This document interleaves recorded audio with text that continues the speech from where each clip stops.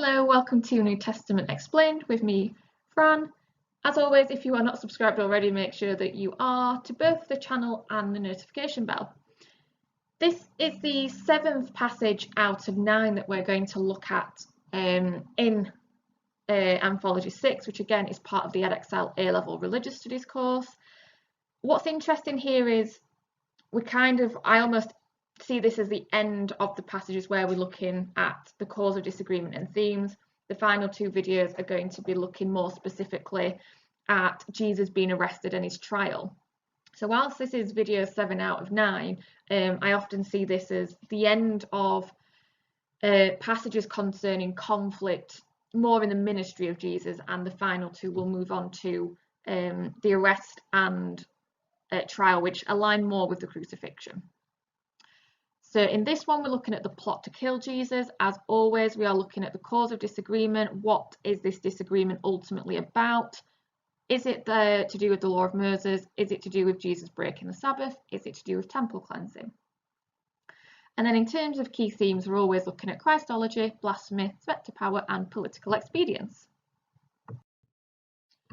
So in terms of an overview, you should be familiar with this passage because it links to topic 2.3, where Lazarus is raised from the dead.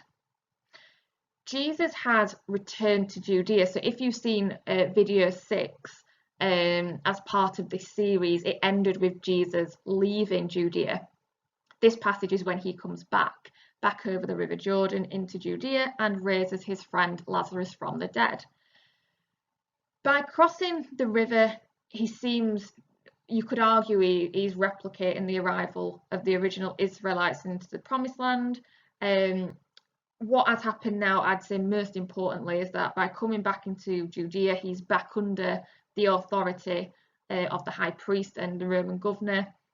And what happens is news of Jesus raising Lazarus gets back to Caiaphas and the priests in Jerusalem. And that is then going to sort of set up the scene for the crucifixion, which we start to look at in the next video. Right, getting straight into this then. This passage starts following the event where Jesus has raised Lazarus. So this is the aftermath. And the passage starts, "Therefore many of the Jews who had come to visit Mary and had seen what Jesus did believed in him." Now, what this is demonstrating, it doesn't necessarily fit into a theme or topic of disagreement just yet, but it will in a moment. It demonstrates that Jesus raising Lazarus from the dead has led to an increase in support for Jesus. More people see him as the Messiah, and that's going to be relevant momentarily. So as a consequence of Jesus raising Lazarus, of more people believing in Jesus as the Messiah, the chief priests and the Pharisees call a meeting of the Sanhedrin, which is a council. Now, this has traditionally been seen as a religious council, but there is a scholar called Rivkin who has done a lot of research into the Sanhedrin, and he argues the following. He thinks the Sanhedrin is one of 2 different councils.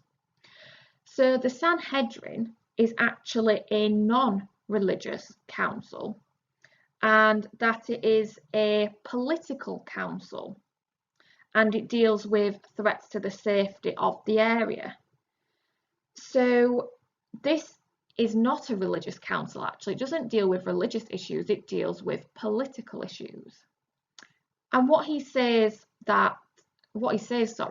that beyond the Sanhedrin, there is another council called the Bet Din, B-E-T-D-I-N. He says it's that council that is the religious council. It deals with religious disputes. It punishes people for breaking religious laws. And therefore, what we have here is we're starting to come into a bit of a debate as to why Jesus died. So this is kind of the start of the end in terms of the crucifixion. So what we are trying to establish is Jesus killed for religious reasons? Is he killed for political reasons? And Rivkin would say at this point, that the fact the Sanhedrin's meeting might indicate it's a political issue, because this meeting was not in the Bet Din, which would suggest it was religious.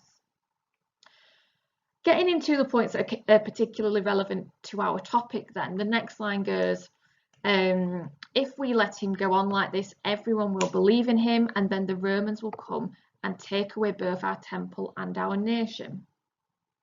Now here we've got a key theme. We've got threat to power.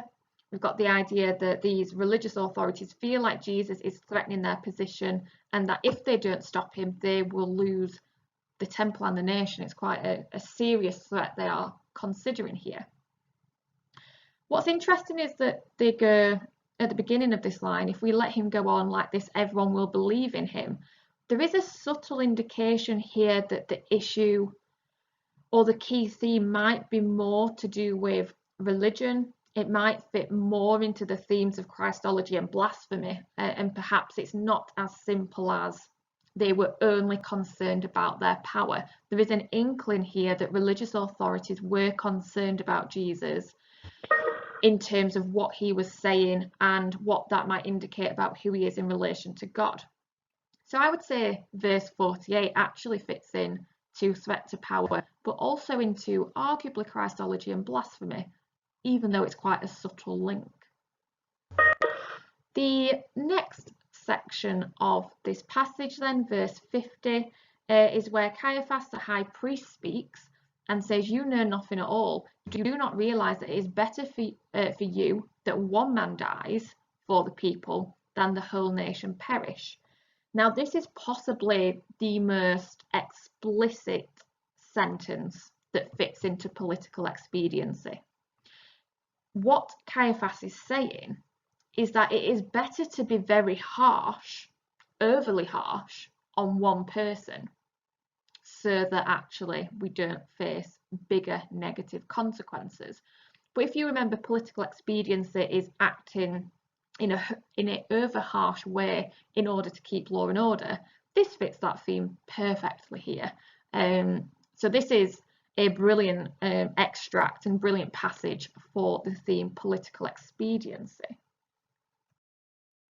This then marks the finale of this passage, and the first section I've highlighted is actually highlighted because it links to a previous topic we have studied. So it goes, as the high priest that year, he prophesied that Jesus would die for the Jewish nation, and not only for that nation, but also for the scattered children of God.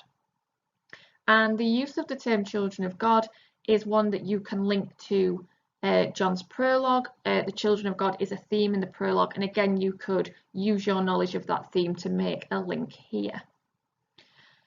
Moving on then into more content related to conflict is verse 54. Jesus no longer moved about publicly among the people of Judea.